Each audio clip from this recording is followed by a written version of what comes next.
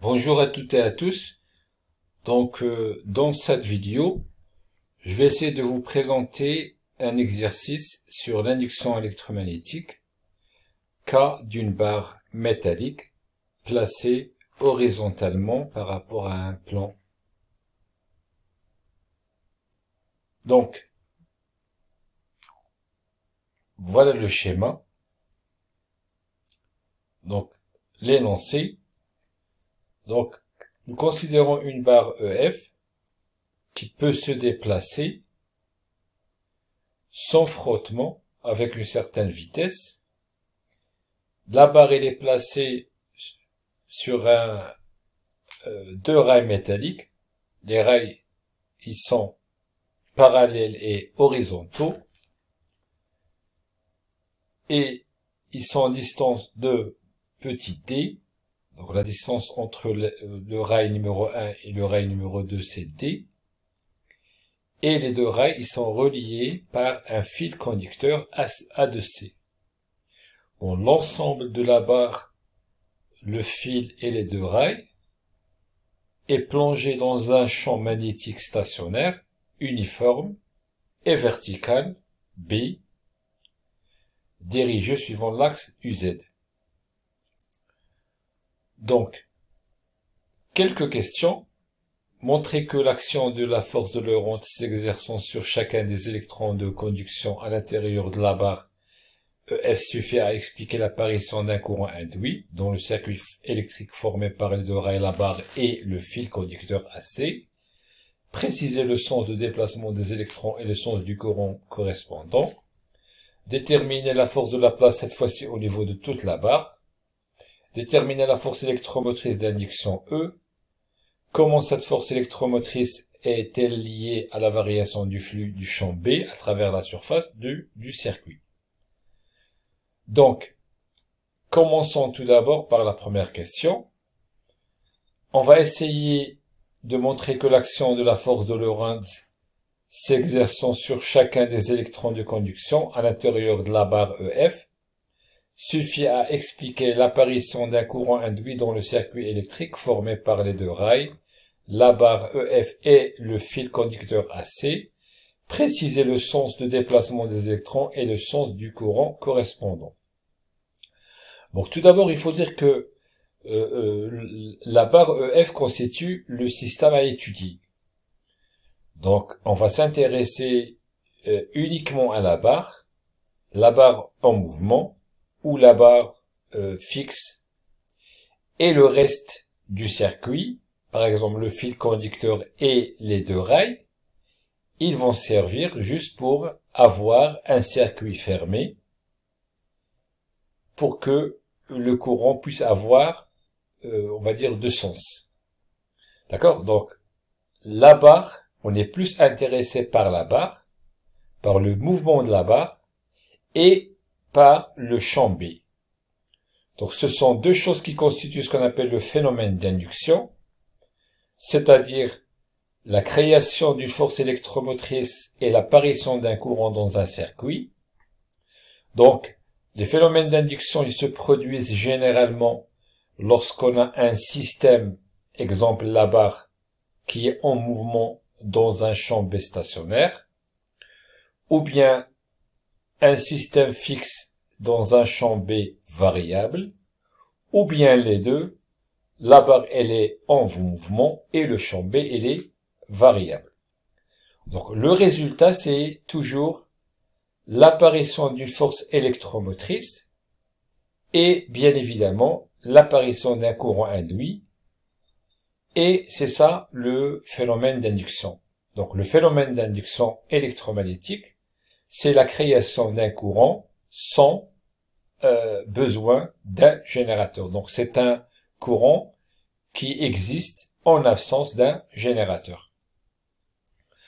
Donc la force de Lorentz qui a été découverte par le physicien néerlandais Lorentz, elle décrit la force agissant sur la charge électrique. Bon, les charges électriques, ce sont des charges, on appelle des électrons libres ou bien des électrons de conduction.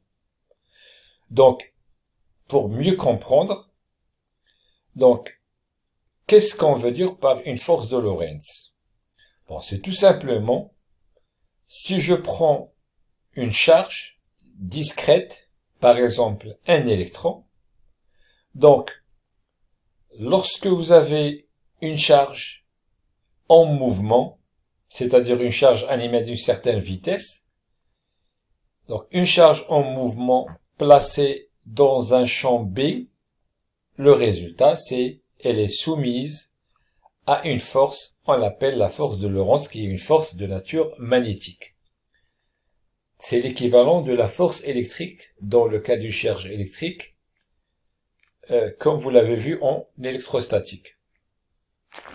Donc la force de Lorentz, par définition, c'est la charge Q, la vitesse V, vectorielle B, le champ B. Bon, V, c'est une vitesse de la barre, et c'est également la vitesse moyenne des porteurs de charge qui sont les charges de conduction ou les électrons libres à l'intérieur de la barre. Donc cette expression-là, on va essayer de remplacer chaque terme par son expression. Nous avons mis un référentiel d'étude. L'axe X, c'est l'axe des rails. L'axe Y, c'est l'axe AC. Et l'axe Z, c'est l'axe perpendiculaire au plan formé par le X et le Y. Donc d'après le schéma, la vitesse, elle est portée par l'axe des X. Donc j'ai remplacé V par le module de V suivant UX. Et le champ B, il est orienté selon l'axe des Z. Donc j'ai mis BUZ. Et donc, on va se retrouver avec Q, V, B, UX vectoriel UZ. C'est tout simplement moins UY. Donc la force de Lorentz, c'est moins Q, V, B, UY. Mais comme la charge Q, on est plus intéressé par les électrons de conduction. Donc la charge Q, c'est moins E. On va se retrouver avec E fois V fois B fois U, Y. C'est ce qu'on appelle la force de Lorentz. Donc la force de Lorentz, elle est dirigée suivant U, Y. C'est-à-dire de E vers F. Donc, puisque c'est une force qui est dirigée de E vers le F, donc les électrons de conduction se déplacent donc de E vers le F. Et par conséquence, le courant, il se trouve dans le sens inverse de déplacement de charge. Donc, on aura le sens inverse des électrons qui est de F vers le E et qui vont traverser tout le circuit. Donc, bien évidemment, c'est là où on a besoin d'avoir un circuit fermé. Quoique le système étudié, c'est la barre, mais là, on a besoin de circuit fermé pour que ce courant soit non nul. Déterminer la force de Laplace agissant sur chaque élément du circuit parcouru par le courant induit. Là, on va passer d'une force qui agit sur une particule vers une force qui sera appliquée sur carrément un système. Donc, on passe d'une force de Laplace qui est étudiée à l'échelle macroscopique, à l'échelle d'un conducteur, d'une tige, ou d'un circuit, et de la force de Lorentz, qui est une force qui étudie des charges, c'est-à-dire on est à l'échelle microscopique. Donc, toute portion de conducteur rectiligne, la barre, qui a une certaine longueur d, et qui est parcourue par un courant I, elle est soumise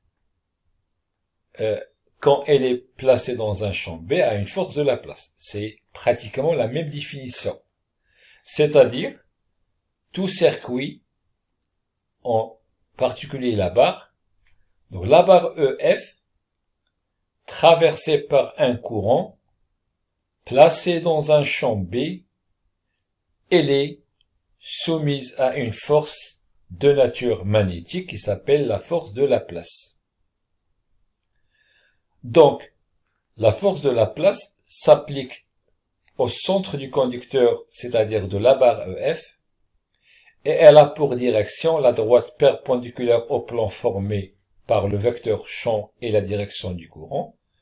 C'est-à-dire là, la force, c'est un produit vectoriel, c'est un résultat d'un produit vectoriel entre le I des deux L et le B. Donc la force sera perpendiculaire au plan formé par le I des deux L et le B. Donc il suffit de représenter chaque vecteur et de trouver le plan commun à ces deux vecteurs I des deux L et B. Et le champ B sera perpendiculaire à ce plan. Et on va utiliser la règle de la main droite ou la règle du tire-bouchon pour trancher sur le sens de la force de la place. Donc par définition, la force de la place élémentaire, c'est le I de L vectoriel B. En faisant une intégration, on va se retrouver avec cette expression, étant donné que nous avons un courant qui est constant, un champ B également qui est constant. Donc, on va faire sortir de l'intégrale le I et le B. On va se retrouver avec l'intégrale de D de L, mais c'est l'intégrale au niveau de la barre. C'est-à-dire, on va dire que l'intégrale de D de L, c'est la longueur de la barre qui est la longueur de D de E, mais c'est une distance orientée par le sens du courant. Donc, le module, c'est I fois D fois B fois le sinus entre le D et le B, ça c'est le D au lieu de L, et le B. Donc si je prends la barre EF, elle est traversée par le courant dans le sens FE. Nous avons le champ B dirigé vers l'axe UZ. Donc nous avons le champ B, nous avons le courant I D de L. Donc le champ B sera, la force de la place sera perpendiculaire au plan formé par le B et le I. Et si on applique la règle de la main droite, la force de la place sera orientée dans le sens inverse du sens de déplacement de la barre. C'est-à-dire, en quelque sorte, la force de la place va freiner le mouvement de la barre. C'est un des explications de la loi de Lenz et surtout de le signe négatif de la loi de Lenz. Donc, la force de la place, elle est égale à IEF vectoriel B. Donc, moins I, d'accord? Parce que là, c'est dans le sens UY, le sens inverse de UY. Donc, moins UY, EF c'est moins DUY. Voilà, donc il y a un signe moins. Et vectoriel PUZ. Donc ça va nous donner moins I fois D fois BUY vectoriel UZ.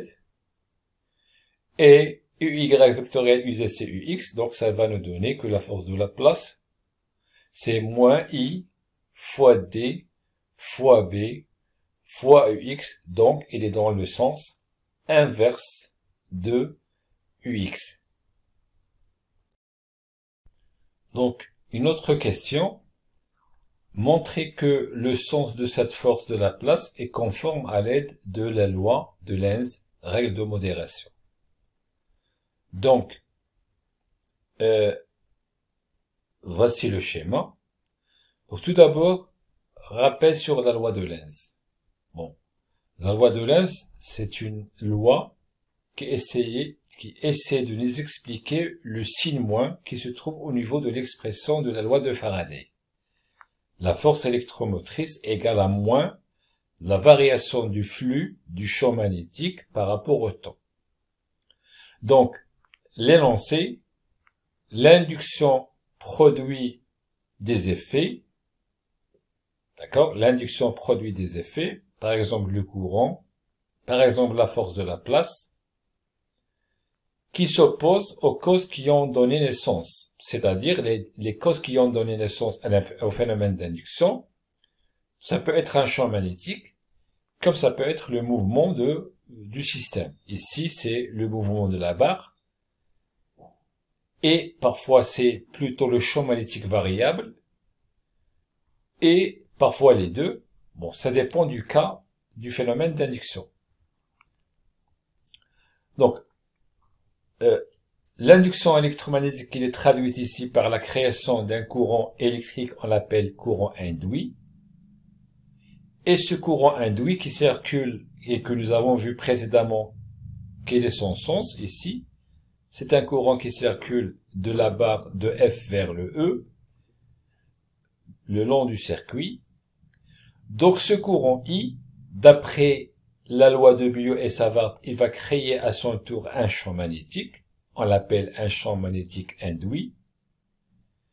Mais dans le flux, il va tendre à atténuer la variation de flux à l'origine de ce courant.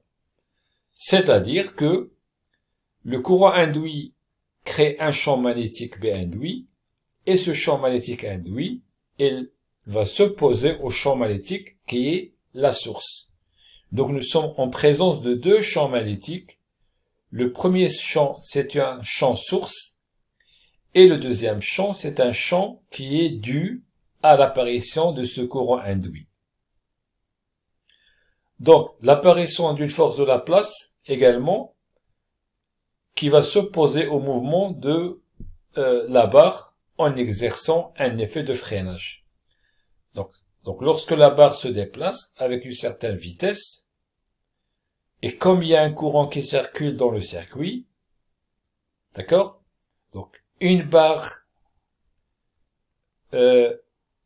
traversée par un courant placé dans un champ B, elle est soumise à une force de Laplace dans le sens, comme on avait vu, il sera opposé à la vitesse, donc la barre en mouvement et la force de Laplace va constituer une force de freinage qui va empêcher par la suite à ce que la barre se déplace.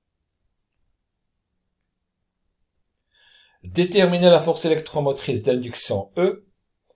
Comment cette force électromotrice est-elle liée à la variation du flux du champ B à travers la surface du circuit? La loi de Faraday. Donc la force électromotrice d'induction, par définition, c'est la variation du flux par rapport au temps. Or, le flux, c'est l'intégrale double du champ B scalaire de 2S. Bon, si on veut calculer le flux comme nous avons dit, il faut quand même essayer d'orienter la surface D2S que nous allons multiplier avec le B. Donc l'orientation, ça vient du fait que j'ai un circuit formé par la barre, les deux rails et le fil. Donc c'est un circuit fermé, il faut l'orienter, et cette orientation va nous aider à avoir une surface bien orientée également. Donc D2S, par définition, c'est le module de S suivant le vecteur unitaire normal perpendiculaire à cette surface. Elle est soit dirigée vers l'extérieur, soit elle est dirigée vers l'intérieur. L'essentiel, c'est que on doit essayer d'orienter la surface pour trancher sur le choix de N. Donc ici, on choisit un sens d'orientation arbitraire, à droite, exprès, pour qu'on puisse avoir un vecteur normal dirigé vers le haut, selon l'application de la règle de la main droite. Si je tourne dans ce sens-là, si je fais une orientation dans ce sens-là, automatiquement j'aurai un vecteur n qui est perpendiculaire dirigé vers le haut. Comme ça, j'aurai deux vecteurs qui sont dirigés vers le même sens et ça va nous aider à simplifier l'expression de ce flux-là. Donc B égale à BUZ d'après l'énoncé. Donc je vais remplacer le flux par son expression. Donc c'est BUZ, D2SN. Et comme UZ et le N, ils sont collinéaires, ce sont deux vecteurs unitaires, donc leur produit scalaire égale à 1, donc ça reste l'intégrale de B D2S. Comme le B est constante, donc je vais la faire sortir, ça reste B D2S, l'intégrale D2S c'est B fois S. Et la surface, c'est cette surface. La surface est là, c'est l'équivalent d'un rectangle. Et ce rectangle, il a le côté, il est fixe, c'est la distance de la barre. Et un côté qui est variable, je vais l'appeler X. Donc j'aurai B fois D fois X. Donc, je dérive E, c'est la dérivée du flux, avec un signe moins. Je remplace le flux par son expression. Comme le B et le D sont constantes, je vais les faire sortir. Ça reste dérivée de X par rapport au temps qui est une vitesse V. Donc, j'aurai moins B fois D fois la vitesse. Une autre méthode de calcul de la force électromotrice, c'est d'utiliser l'expression ou la définition de la force électromotrice que, initialement, il a été calculé pour une charge et qu'il a été généralisé par la suite. Donc, si je prends la force électromotrice appliquée sur une charge, c'est 1 sur la charge Q, l'intégrale de la force électrique plus la force magnétique. Je remplace la force électrique par son expression, c'est Q fois le champ E, et la force magnétique par QV vectoriel B, et donc je vais simplifier par Q, et on va se retrouver avec l'intégrale du champ E plus V vectoriel B scalaire de L. Donc, je vais partager les intégrales. Une partie, c'est relatif au champ électrique, et une partie, c'est relatif au champ magnétique. Et à ce niveau-là, je vais essayer de parler des phénomènes d'induction qui se produisent. Le premier phénomène d'induction, c'est lorsque le circuit électrique est immobile, mais qui est placé dans un champ magnétique variable. Dans ce cas-là, la partie là, elle est nulle parce que la vitesse, elle est égale à 0, c'est un circuit immobile. Donc, c'est la partie, l'intégrale E qui sera responsable de la création de E. Mais là, l'expression de E, il faut la modifier. Elle n'est plus égale à moins gradient de V. Chose que vous avez fait en électrostatique. Il faut la corriger. Deuxième cas d'induction, c'est que cette fois-ci, le circuit, il est mobile. Il possède une certaine vitesse, placé dans un champ magnétique permanent. Donc cette partie-là sera nulle. Donc ça reste que celle-là. Mais dans le cas où on est en présence d'un circuit en mouvement dans un champ variable, les deux termes restent.